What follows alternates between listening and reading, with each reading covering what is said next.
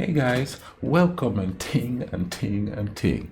And we go in for some Irish stuff here now. And this is Frederick Douglass in Ireland. This was suggested to me a while back. And I did do something about Frederick Douglass in Ireland, but it didn't go into detail. So, I decided to watch some more of it. The cool thing about Ireland I've noticed is they don't just pay homage to their own history and people, but they also pay homage to other cultures that that had the same type of oppression happen to them. You understand what I'm saying? Thing, like Frederick Douglass. They had that understanding or love with one of the native tribes in America. They also have a Nelson Mandela Day there, or something to commemorate Nelson Mandela. You know what I mean? So a lot of they understand, the struggles of each other peoples and thing, and we need to highlight that more than we need to separate it. You understand what I'm saying? Let's go ahead and look at this here on Frederick Douglass in Ireland.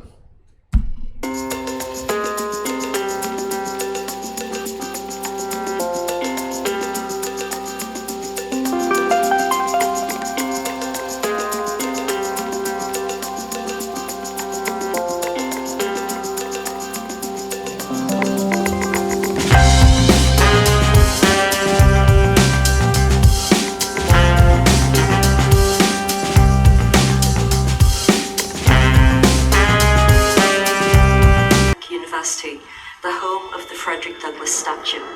The statue has been here since 2018.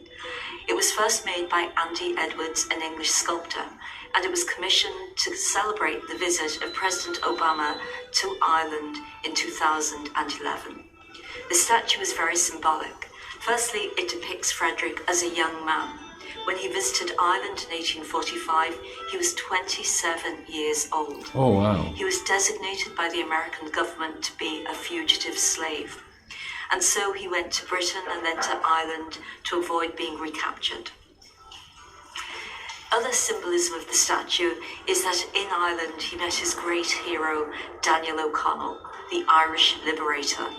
And so Frederick is seen wearing the cloak typically worn by Daniel O'Connell. The waistcoat or vest is based on one worn by Abraham Lincoln. Douglass advised President Lincoln during the Civil War. Douglass very much believed that so-called colored troops should be allowed to fight alongside white troops. That was allowed finally in 1863, and two of Frederick's sons joined up and bravely fought and were awarded medals. Fortunately, they both survived. So the vest is President Lincoln's vest. And then the outstretched right hand is modeled precisely on the right hand of President Obama. And it's particularly poignant because in 1843, Douglass was attacked by a mob who dragged him off a train and broke his right hand. It never set properly again. In the statue's left hand, Frederick is seen clutching his narrative. Frederick wrote his narrative in May 1845. It became an instant success, but it put him in danger of being recaptured back into enslavement. And so his friends persuaded him he needed to leave America. He left Boston in August 1845. He sailed to Liverpool, where he stayed for 2 days. He then sailed on to Dublin.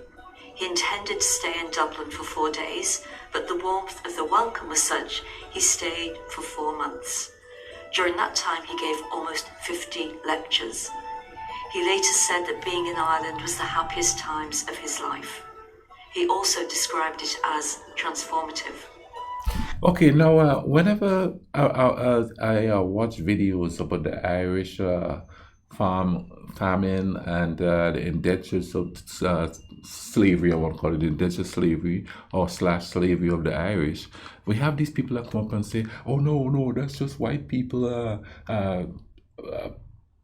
saying that to dilute the experience of the African slave." How is that? And why would you tell me that? I'm of African descent. I totally understand the severity of the slavery that's going on there. But that doesn't mean that stuff like that didn't happen to other races and other people. No, they're thinking, and I have to question their motivations for saying that. And I'll be honest with you. Why would you say that? Because that's the kind of stuff that keeps the people, the humans who have suffered through certain things, separate. And what separation cause? It caused the people to be conquered. It caused people to be ruled. You know what I'm saying? And in this case, it's like the ordinary man who is working hard to make ends meet, sort of being subjugated by those who have the power. And a lot of people don't like me saying that because I was, you talking about, people working paycheck to paycheck and all that. Well, that's the reality. So I did it for years. Is the system designed to keep people down? It's not designed to keep people down. But those who make it to the top use certain aspects of the system to keep certain people down. Be it because of race, be it because of economic stature, be it because of religion. It does happen. That's just a reality. If you look into history, that's just the way it is. You know what I mean? And if we keep talking like that, oh no, you can't talk about it, saying it happened to you because it will just make the other persons look less. How is that? How is that? Feasible to think like that? If we come to a common understanding that we around the world we have issues like that going on with everybody, regardless of the religion or anything like that, then maybe some kind of solidarity could be formed, like the Irish formed a solidarity with the Native Americans. Do you see where I'm going with that? And then they start helping each other. The Irish help them, they help the Irish. Two different ethnicities of people helping each other. They don't want us people. There's some people, and I hate to say they, because that's too subjective. Certain people don't want to see that happening because you get poor, you get people who had a history of being under a very harsh struggle, starting to think together and realizing that together they're stronger. A lot of people don't want that. If you notice, when people get together and they go, hey, stop this, things happen. Certain things change. It might not happen fast, but it does. You know what I mean? If everybody didn't come together and join in the civil of all different races and all of that come together and fight the civil rights with the civil rights movement, it was led by African Americans, acknowledged. It was led by African Americans with a lot of strife and all of that going on in the community. But if everybody didn't come together and start marching together, who says if anything would be done? Because you see, the people are the ones that's voting in these politicians who have those singular ideas and want to keep people down. They want the power. Granted, a lot of them kept the power and they did little sneaky things to keep it a certain way. And that's all over the world. That's not just here, that's all over the world. It happens in my little island. But to say that me mentioning what happened to the Irish people dilutes what happened to my people, when I totally understand what happened to my people. I totally understand what happened to my people. I acknowledge what happened to my people. It's a reality. It's part of history. But it's also a part of history and a part of reality. What happened to the Irish, what happened to people of different religions that haven't happened to them. It's their reality too. And our realities are similar. We need to discuss it. Let's get back to this here. Frederick said that in Ireland he changed from being simply an abolitionist to being somebody who wanted to champion human rights wherever people were oppressed. So Ireland was very important to this young fugitive slave. When Frederick left Ireland in January 1846, he travelled to Britain. He lectured in Britain for a further 16 months, but there he started to feel homesick. A group of women abolitionists purchased his freedom, and so in April 1847, Frederick was able to return to America a free man. Although he was free, he always faced prejudice, and in America he devoted the rest of his life to fighting against enslavement and fighting to end prejudice. Frederick never actually knew his year or date of birth. We now know he was born in Maryland in 1818. Frederick actually chose his own birthday. He chose the 14th of February because as a young boy, when he met his mother and he only saw her a handful of times, on one occasion she referred to him as her little Valentine. One of the reasons why Black History Month is in February is because it coincides with Frederick's chosen birthday. Okay. So See, I didn't know in that. 2018, we also held an exhibition at Quinnipiac to honour Frederick Douglass, and particularly his long relationship with Ireland and his great admiration for Daniel O'Connell. The exhibition will be travelling to Ireland and will be featured in the National Famine Museum in Strokestown. Also, the African American Irish Diaspora Network, a group that was formed only in 2020, is going to establish a Frederick Douglass Way in Ireland, which will link up with the National Famine Way. And that is very appropriate because Frederick arrived in Ireland in August 1845, approximately the same time that a deadly blight appeared on the potatoes in Ireland. Although nobody knew at that stage that this was the onset of a major and lethal famine, Frederick noted the poverty of the Irish people, which distressed him, and he likened it to the poverty on the plantations in which he had grown up. In 1847, when the famine was at its height, Frederick sent a donation to a women's group in Belfast who were active in sending money to the west of Ireland. So Frederick was very aware of what was happening in Ireland and was very sympathetic. As an old man in 1887, Frederick returned to Ireland. He said he wanted to look on the faces of those who had given him shelter 40 years earlier.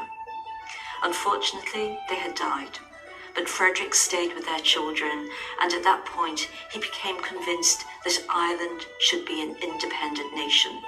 And when he returned to America, he spoke out in favour of Irish independence. It's very clear from all his speeches that Frederick never forgot Ireland or the impact meeting his hero, Daniel O'Connell, had on him. So we're on O'Connell Street, which in the 19th century was called Sackville Street. And this is a very appropriate part of the tour because Frederick Douglass greatly admired Daniel O'Connell. And as Irish people, we think of Daniel O'Connell as the great Catholic liberator, the man who tried to win independence for Ireland. But in fact, he was so much more. He was a great champion of international human rights. He campaigned against slavery. He campaigned for the rights of Jews. He campaigned for the Maoris in New Zealand, for the rights of Aborigines in Australia, and for the rights of native Indians in so-called British India. So he really was an international champion, and he was very well known on the other side of the Atlantic. And Frederick Douglass first said he heard about Daniel O'Connell when he was a slave, because Daniel O'Connell refused to shake the hands of any American until he knew where they stood on the issue of slavery. So when Frederick came to Ireland, he really wanted to meet O'Connell. And he achieved that on the 29th of September 1845. Daniel O'Connell had been at his home in Kerry. He came back up to address a meeting at Conciliation Hall. It was just across from us, and you notice it's no longer there. So it's gone. But on that evening, Douglass made his way to hear the great liberator speak, and it was so crowded he was at the back of the hall. And when O'Connell sat down and he made his usual speech condemning slavery, when he sat down, the hall thinned out, and Frederick Douglass moved to the front and was introduced to John O'Connell. And John O'Connell said, "You must meet my father." And Daniel O'Connell said, "Wait, don't leave the hall yet. I have this young man from America I want to hear speak." And so Frederick Douglass got on stage of Conciliation Hall and he spoke next to his great hero. And Frederick Douglass was such a great speaker, but he was always very humble. And he started off with the usual self-deprecation, saying, "I am not worthy to be here." And then he went on to make the most magnificent speech. So I would now like to introduce... Yeah, you ever noticed that a lot of, back then, and even when I was growing up, a lot of great speeches started with, "I am not worthy," or, or something like that. And then they go on to talk and stuff. Not these days, boy. "I am entitled." I am right, you're wrong. You're nobody, you listen to me. And they're not saying it out loud, you know what I mean? But it comes across like that, you know what I mean?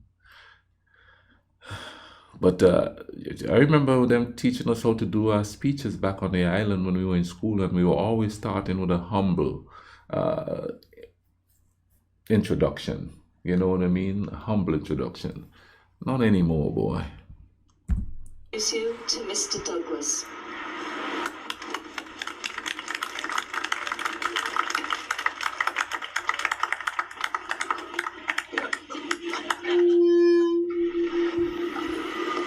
Ladies and gentlemen, and my noble host, having just heard a speech of such eloquence, such beauty, and such wisdom and wit, I now apologize for my own inadequacies as a speaker. But I stand before you to speak on behalf of my people, a people in bondage. Only 7 years ago, I was a slave whose back had been mangled with the lash of the whip. When I was in bondage, I'd often heard of the great Irish liberator in a way that was dear to my heart. I had heard of him in the curses of my masters, and thus I was taught to love him. I've stopped in this country, hoping to see the liberator. And the words which I've just heard him express for my fellow enslaved countrymen and countrywomen have stirred feelings within me which I cannot describe. There was a great bluster and noise in the United States when Mr. O'Connell denounced slavery. I have frequently heard him condemned and denounced by those who oppressed the slave.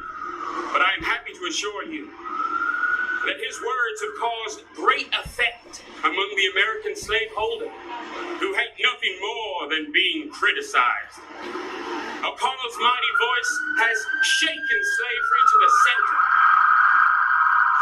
and paralyzed the soul of the slaveholder. And, ladies and gentlemen, the poor trampled slave of Carolina has heard the name of the liberator with joy and hope.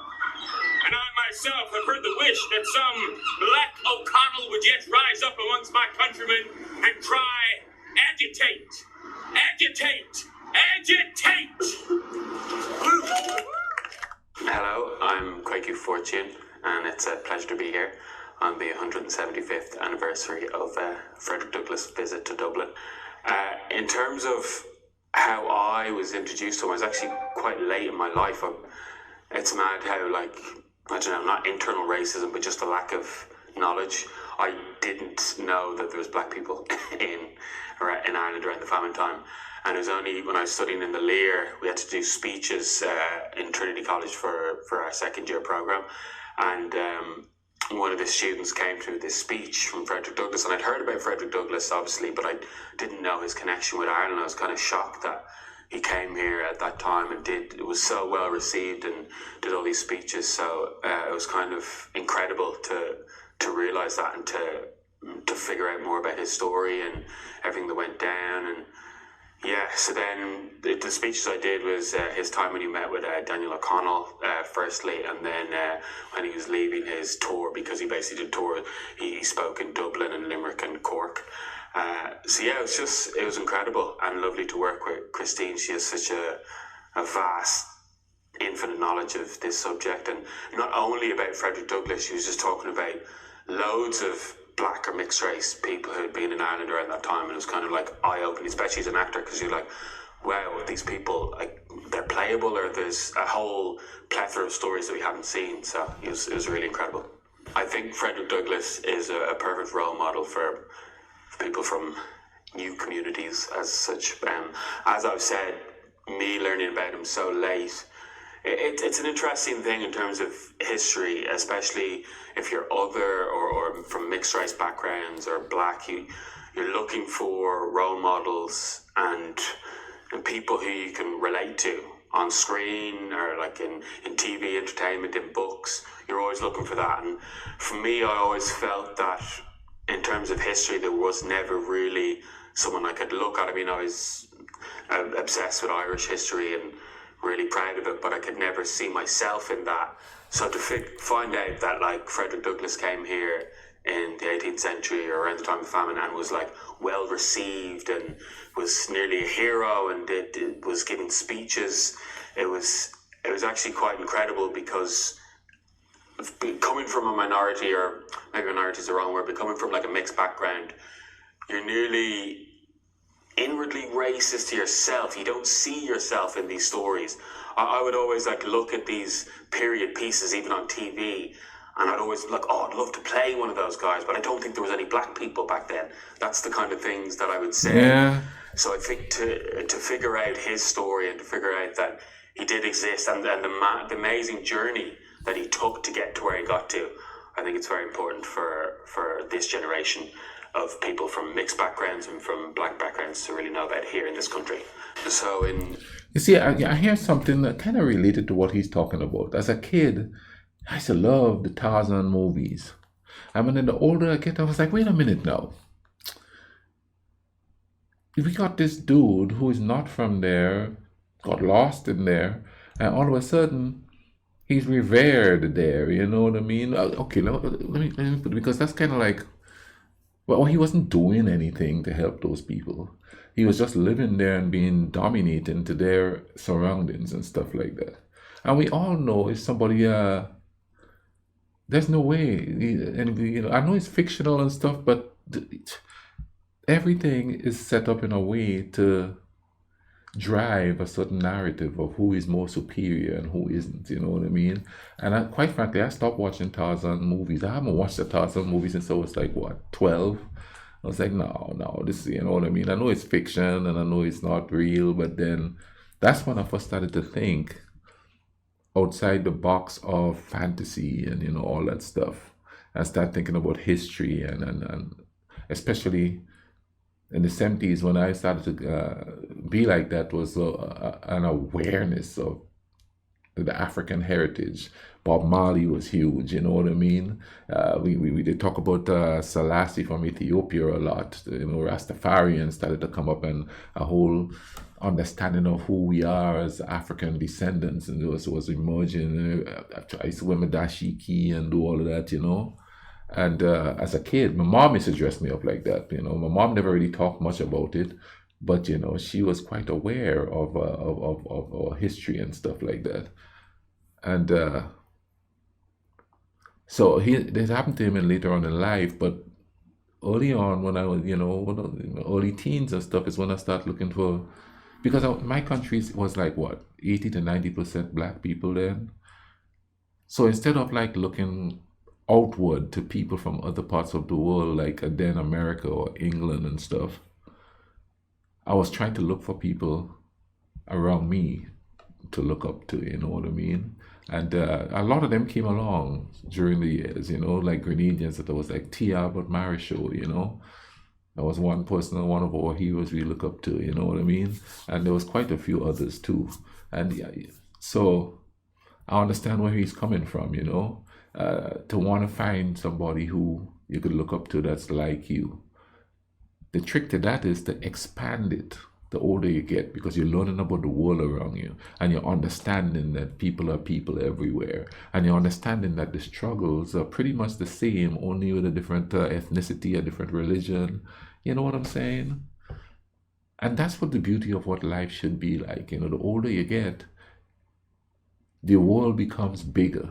You become you start to understand the world as a whole, and not just the spot where you are.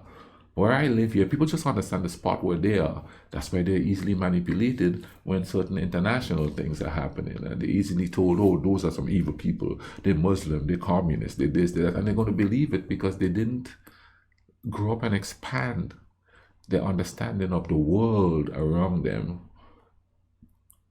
Not just from their own cultural perspective, but from a human perspective. I hope that makes sense. Let's keep watching this. 1845, Frederick Douglass came to Ireland, and this was just around the time when the famine was started. And he was just shocked at the peasantry that he saw and the living conditions of these poor Irish people. And it kind of, I'm paraphrasing, but he saw the parallels between slavery in America and the condition of the peasants in Ireland, and was shocked and felt that the problem of humanity was like one the world over. There's always going to be people being squashed and treated badly. And I think he was shocked to see that white people were treated this way as well, which is kind of incredible. In terms of learning the famine in school, I mean, of course, we learn about it and about the mass exodus of people leaving and the starvation and Trevelyan's corn and all that kind of stuff. So I think it's a very important thing to remember, and it's kind of incredible how this happened at the same time where a black man was in Ireland giving speeches to white people about the abolishment of slavery, and people who supported him and treated him as an equal, which is kind of, you have these two kind of parallels, which is very interesting. All I'd right. like to think that My man making his lots of sense. message resonates today, yes, 100% around the world, because it's obviously not just in Ireland. Everything that's going on at the minute is quite highly charged racially, so I'd like to think people would remember that. Ireland is a funny place, and it has an interesting history with racism. The way we treat our own is in like the travelling community is nearly worse than white Irish people would treat people from Nigeria or black people. So I think, would it resonate? I'd hope so, especially in this day and age. And I think the words that he's spoken are very important and very, very, very important at this stage. So I would hope so. You know, the cool thing about learning about the world, and I keep saying this over and over again because I want it to sink into a certain degree, is starting to understand that we're not so different after all. I mean, look, this is in the 1800s. There's no YouTube, there's no internet, and my man traveled and understood the parallels of people. Frederick Douglass, that is. With no mass media. And we have mass media now. So we could find that out on our own. We don't need to sit back and let anybody tell us anything. And even I myself have sort of grown a little by watching these videos and watching the comment section here. Granted, there's some people coming in there and, you know, you could tell they like nationalists and, oh, this is, you know. But then you have to stop, for me, stop listening to all the negativity and try to find the positive connotations that they're in. And forming not so much an opinion, form a solidarity with those who understand what their people has been through and what your people has been through or my people has been through, and sort of form a little bridge to educate each other, understand each other, and to bring other people into it. You understand what we're saying and thing? And then maybe, just maybe if we start understanding, boy, what a world it could be. And you know, people want to say, oh, that's some globalist stuff. I hear the word globalist a lot. It's usually associated with like the rich and stuff like that. And I'm not even going to go into that because that's just, let's just say, and to label something when you label something, those who don't want that something to be successful will start using it in a negative sense so that certain people will turn against it, and then they have that friction, and that friction between the peoples is what's creating the power dynamic. Okay, let's keep watching this here.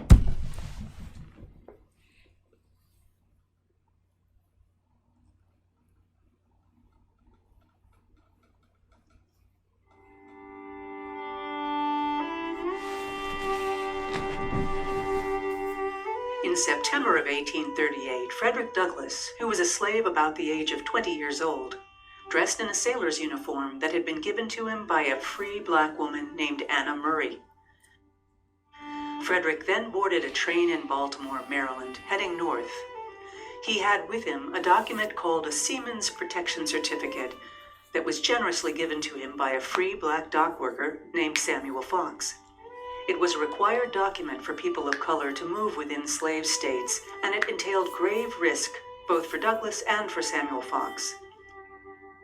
24 hours later, after travel by train, ferry, and steamboat, Douglass arrived in New York City and for the first time in his life knew the feeling of freedom.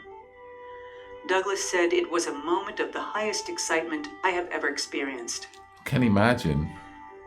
Frederick Douglass didn't stay in New York long. Because the city was full of bounty hunters searching for runaway slaves, sympathetic people guided him further north for greater safety. But before leaving New York, Frederick sent for Anna Marie, and with the help of his new friends, Frederick and Anna were married. They quickly traveled on to New Bedford, Massachusetts, where they settled for 4 years. It was here that Frederick, whose original name was Frederick Augustus Washington Bailey, became Frederick Douglass to further distance himself from the dangers of his slave past. Frederick and Anna were welcomed into a Quaker community in New Bedford, and Douglass found work as a laborer.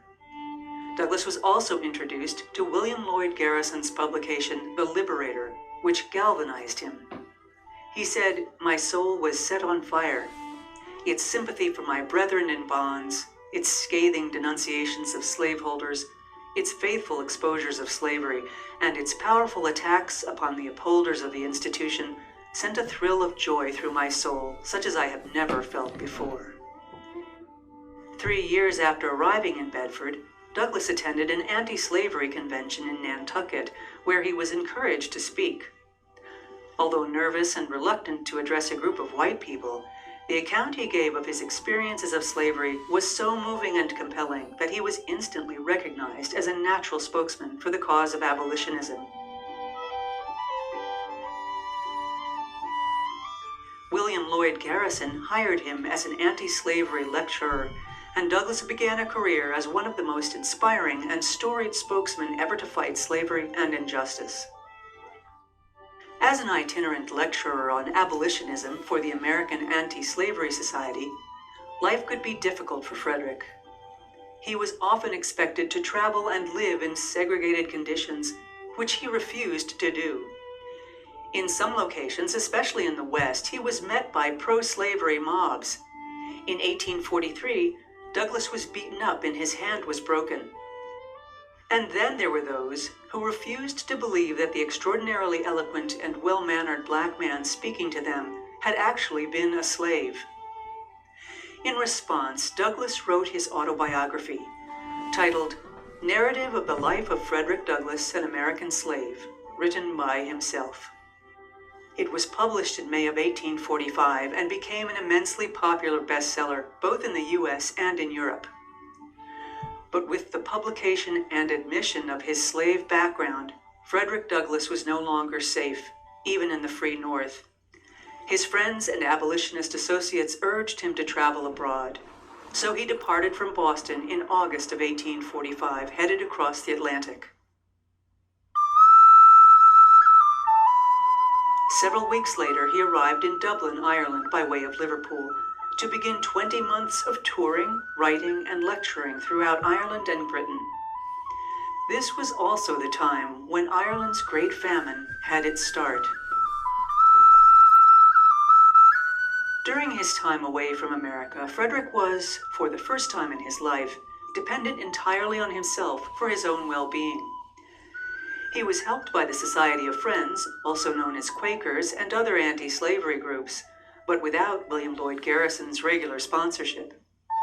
Douglass now arranged his own speaking schedule and itinerary, and raised funds for travel by selling copies of his narrative, including newly published Irish and British Isles editions of the book.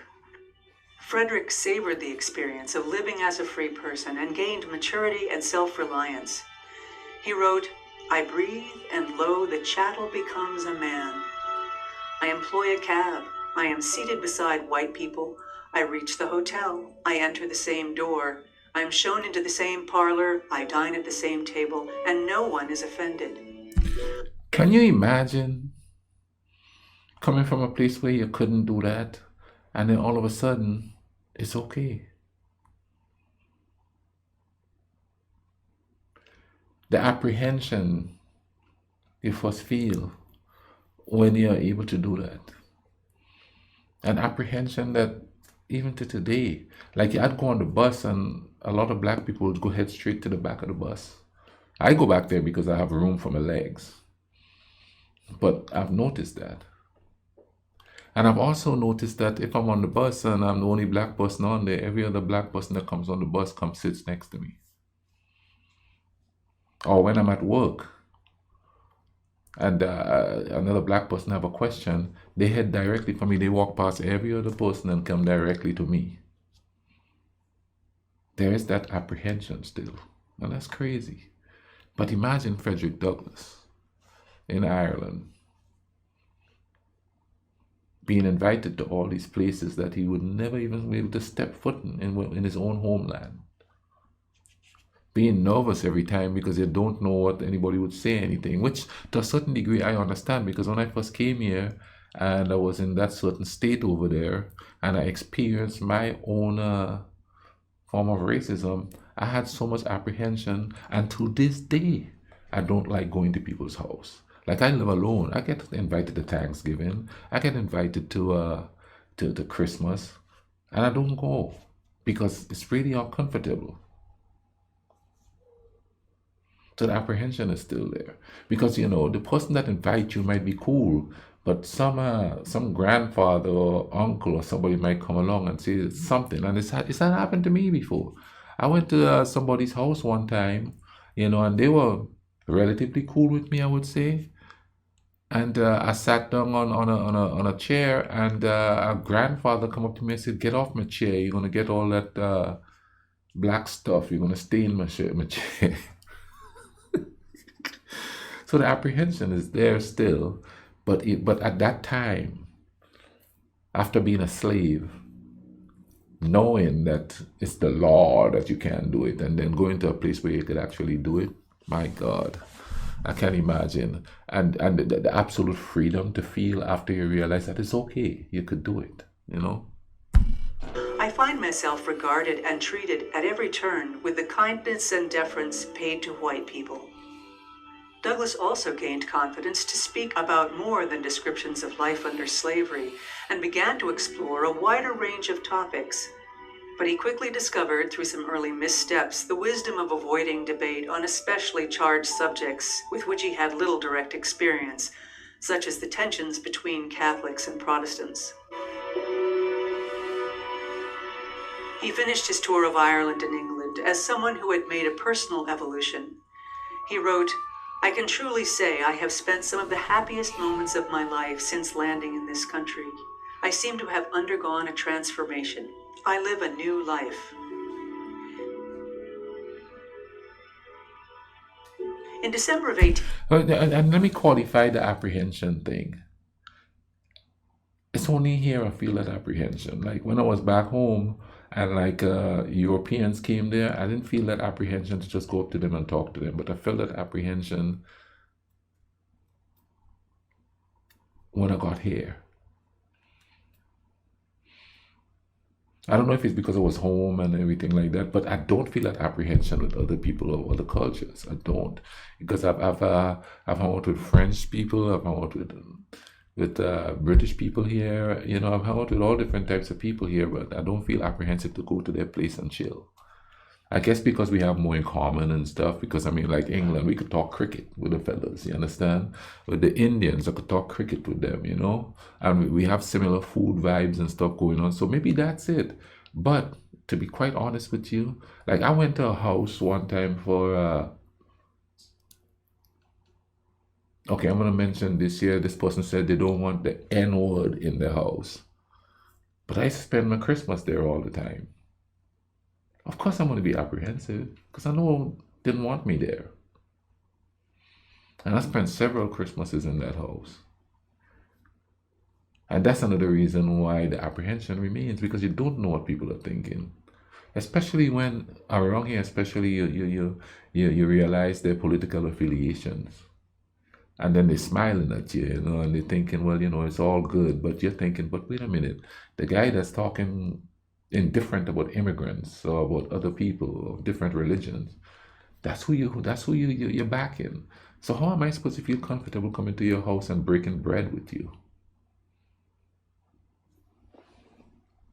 And that's kind of sad that it's that way, but when the talk becomes violent about, shooting at them and doing all of that, and then everybody's got guns in their waist upon the scene here. Not everybody, but you know what I mean. Everybody think they have a right to bear their arms and stuff like that. No, no, no, no, no. I pretty much keep to myself here a lot. There's some people that I'm, I'd go to the house and stuff like that, and I feel comfortable after I really get to know them. Man, I gotta get to know you real well. And even if you have that political understanding or that political sway to that political thing, if I get to know you as a person, I'll go to your house.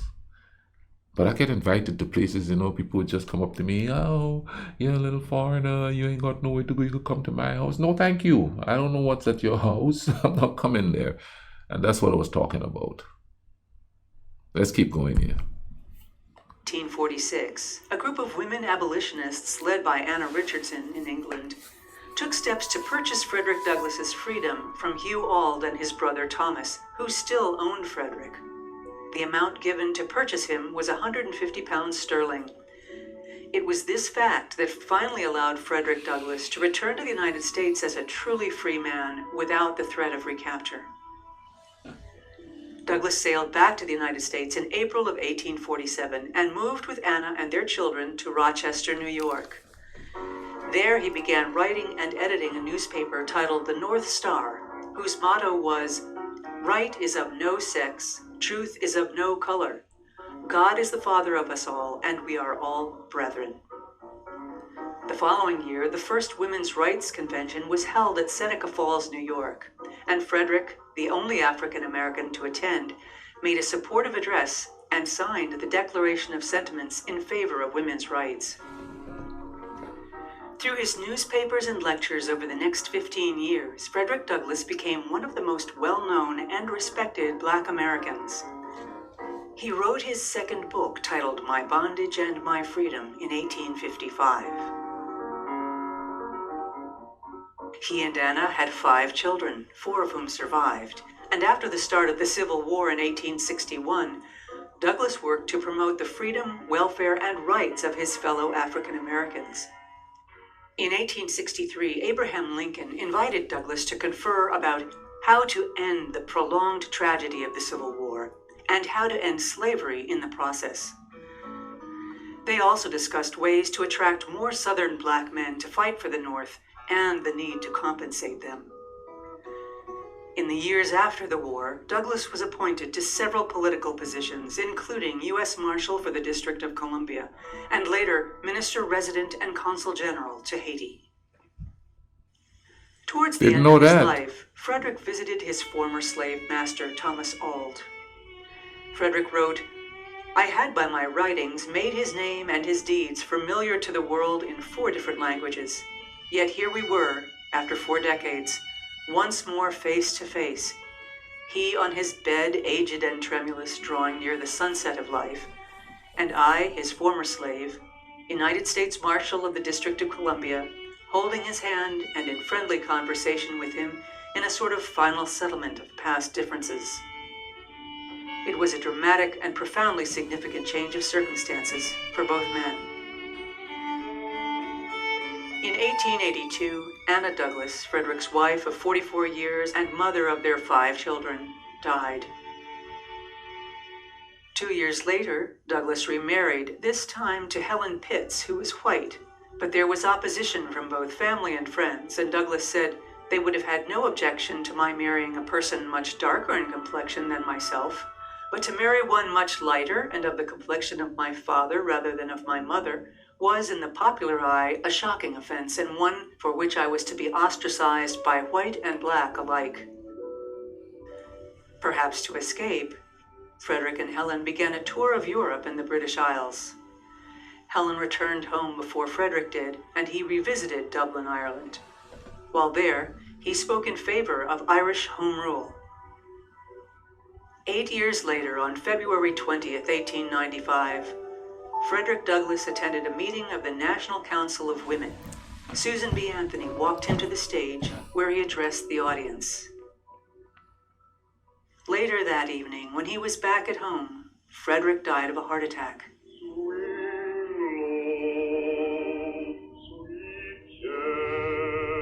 He was buried in Rochester, New York, next to his first wife, Anna. Few men have had such a deep impact on American life and culture, especially the relationship between white people and people of color. Frederick Douglass observed that in a country as diverse as ours, there should be no rich, no poor, no high, no low, no white, no black, but common country, common citizenship, equal rights, and a common destiny. He lived his life in dedication to the principle that right is of no sex, truth is of no color. God is the Father of us all, and we are all brethren.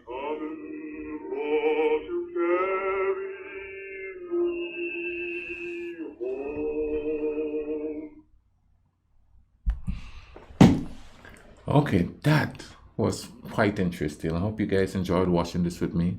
I learned a couple of things here. I hope you guys learned some stuff too. I'm gonna leave a link in the description to this video so y'all could go check it out. You know what I mean? In the meantime, let's find some solidarity.